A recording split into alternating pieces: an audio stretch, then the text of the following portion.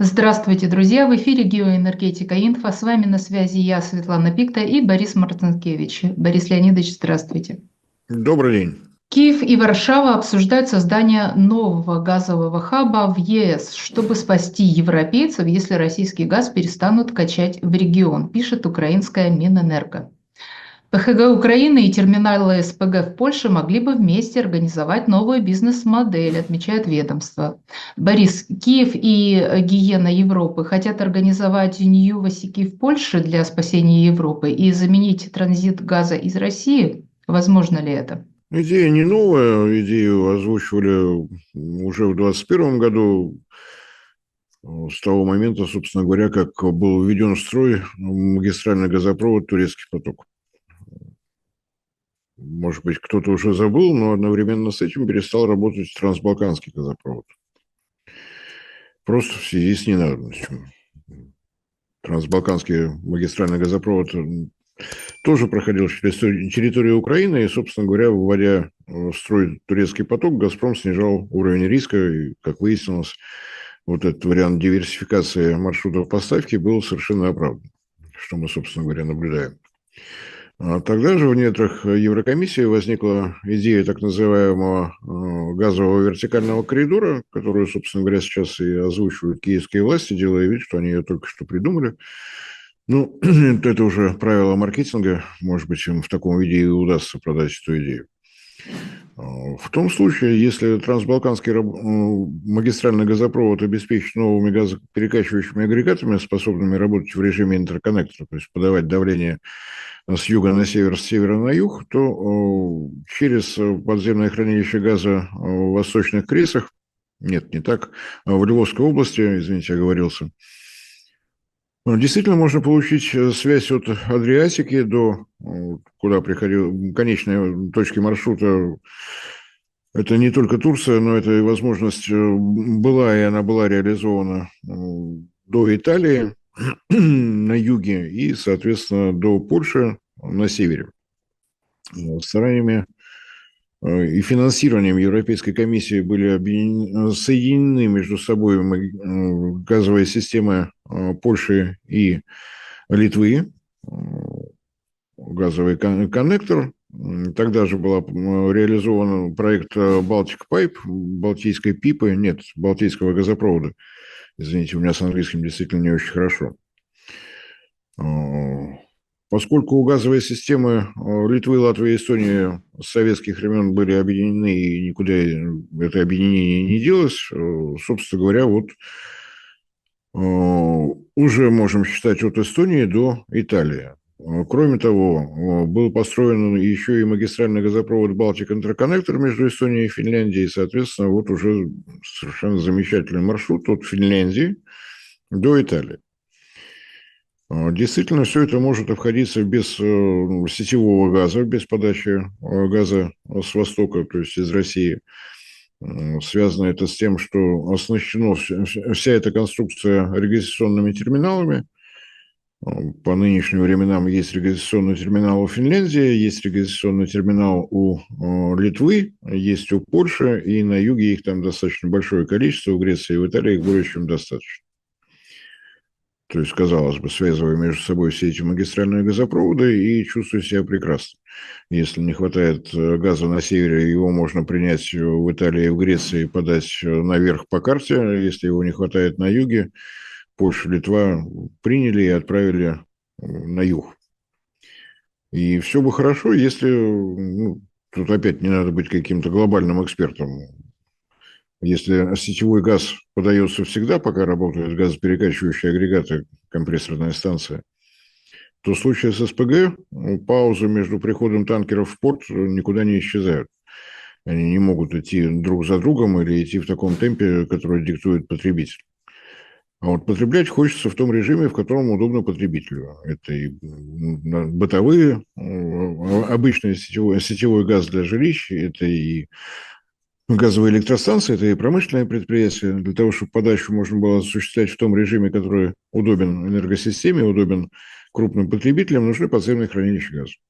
И поэтому такой центральный пункт. Это те самые хранилища на территории Львовской области нынешней, более 17 миллиардов кубометров газа в год. То есть здесь все понятно. Можно закачивать необходимые объемы в течение всего сезона и по мере спроса их потреблять. Идея шла достаточно хорошо до прошлого года, когда выяснилось, что какие-то проблемы возникают в Львовской области с оборудованием подземных хранилищ газа, на них постоянно что-то сверху падает. То работают, то не работают. Хорошо, что к этому не имеет никакого отношения Россия, у которой, как известно, все ракеты закончились еще в марте 2022 года. Я бы, конечно, на месте киевских властей разобрался, кто же там безобразничает. Поскольку не верить украинской разведке невозможно, это не наши ракеты. То есть, видимо, НАТО напало. Это Как на это кондиционер. реагируют как на это реагируют европейские политики? Отдельный разговор, как на это реагируют европейские энергетические компании, совершенно другая тема, которая меня интересует больше. Если в прошлом году объем закачки европейского газа в подземное хранилище на территории нынешней Львовской области был достаточно велик, в этом году мы его просто не видим. Украина, имея вот такие возможности хранить газ в больших объемах, старалась этим пользоваться, зарабатывать на этом хоть какие-то деньги, предложила максимально льготный режим. Это не только сами тарифы на хранение, но и возможность хранения в режиме таможенного склада, то есть не связываться с налогами, с пошлинами при закачке и изъятии. Европейским компаниям это нравилось, пока не выяснилось, что можно один раз газ на хранение отправить, больше его никогда не увидеть. Друзья, YouTube блокирует. Возможно, наш канал следующий, и это видео последнее. Подписывайтесь на наш телеграм-канал Геоэнергетика Инфо, ссылка в описании и закрепленном комментарии. Подписывайтесь прямо сейчас, чтобы не потерять нас. Не ждите окончательной блокировки YouTube. В отличие от европейских политиков, европейские энергетические компании это точно не устраивает. Слишком велик риск. Понятно, что никакая страховая компания по известным причинам вмешиваться, оплачивать вот такие непредвиденные расходы не будет. Это форс-мажор в чистом виде. Поэтому в нынешней обстановке, в реальной обстановке на украинском черноземе, с тем, что происходит вокруг линии ЛБС, найти желающих поучаствовать в таких странных мероприятиях, которые изначально были более-менее нормальные, в 2021 году это можно было относиться вполне как к реалистичному проекту. Сейчас, разумеется, с такими рисками никто на это не пойдет. То, что в недрах того, что называют Министерством энергетики Украины, решили напомнить о себе, мне больше кажется похожим на вариант торга. Сейчас, после того, как стало ясно, что договор о транзите российского газа через газотранспортную систему Украины не будет подписан, и люди с Банковой заявили, что с 1 января в 7 утра они все отключат, тем самым лишая возможности по разумным ценам получать природный газ Словакию и Австрию, прежде всего. Я уже не касаюсь тяжелейшего момента для Молдавии и Приднестровья. Да, это с одной стороны. С другой стороны, 5 компаний из 5 стран европейских уже организовали некую то ли коалицию, то ли консорциум, как угодно можно называть, которая требует найти возможность продолжения украинского транзита. Ну, на мой взгляд, просто предмет торга. А мы вот с Польшей придумали вот такой вариант. Будем получать газ по Baltic Pipe, будем получать газ на регистрационный терминал Independence в Литовской Клайпеде, будем получать СПГ на регистрационный терминал Свиноустье. Прекрасное название. Вообще рад за братьев славян. Нашли, как назвать. Будем хранить в наших ПХГ. Это географическое название, тут ничего не поделаешь. Ну, ничего с этим не сделаешь. Свиное устье, так свиное устье. Ну и, соответственно, дальше из львовских ПХГ прокачивать газ всем желающим. То есть, соответственно, и той же Словакии, которая не имеет морских границ, и, соответственно, всегда будет зависеть от сухопутных поставок от какой-то из стран, с которыми она граничит.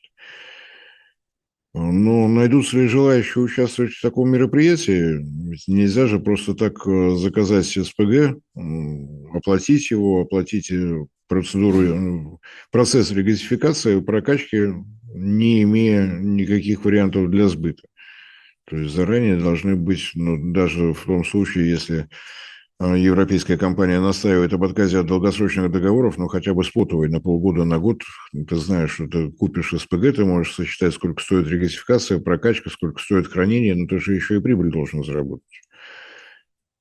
Пока вот такого технико-экономического обоснования создать невозможно, по той причине, что газ можно вкачать и можно не выкачать. Я не думаю, что этот проект сколь-нибудь жизнеспособен. Мне кажется, это для красного словца, но я небольшой специалист в маркетинге, может быть, это необходимо. Может быть, Будем эти наблюдать. разговоры, они же пошли когда? Когда начали активно мусолить тему перемирия, и, забегая наперед, вот было получено такое предложение, а тут бац, и Трамп решил помогать дальше Украине вооружением. И, к сожалению, Кто бы в этом сомневался, с кем вести переговоры, совершенно не очевидно. Легитимных, действительно выбранных властей на Украине просто не осталось, о чем, собственно говоря, Верховный Главнокомандующий сказал. Он бы рад вести переговоры, но будьте добры обозначить с кем. Пока не получается. вот Сроки полномочий закончились как у того, кто называет себя президентом России, так и у так называемой Верховной Рады. президент Украины. Вести переговоры с батькой Махно Да. достаточно странное занятие. Нестор Иванович был душевный человек, но закончил как-то не очень весело. Да, С другой стороны, может быть, это хорошая традиция.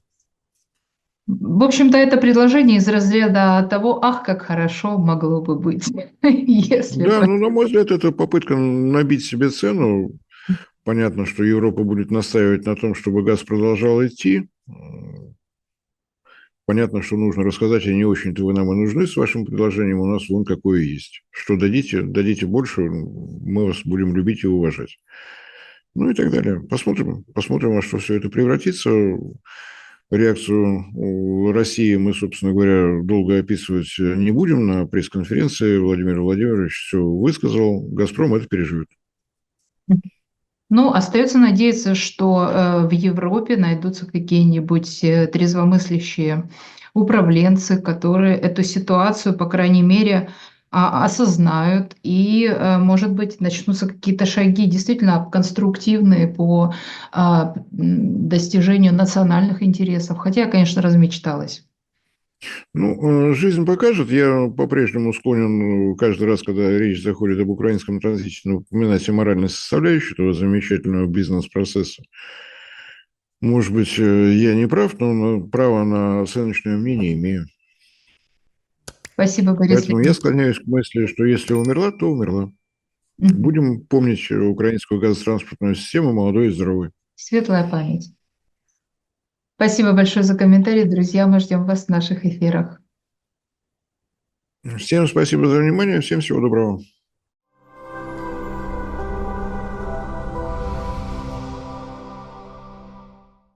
Друзья, в очередной раз напоминаю о том, что полное название нашего канала – независимый аналитический онлайн-журнал «Геоэнергетика Инфо». И слово «независимость» после того, как была отключена монетизация со стороны Ютуба, для нас стало дорогим, ценным, близким. Для того, чтобы сохранять независимость, вы прекрасно понимаете, что в наше тревожное время необходимо прежде всего альтернатива, поиск спонсора, который будет задавать нашу новостную повестку, нашу, так скажем, стратегию и тактику, нам кажется не самым удобным. Поэтому напоминаю о том, что нас можно видеть прежде всего в нашем телеграм-канале, где мы стараемся сообщать все новости, касающиеся нашей работы, наших новых проектов.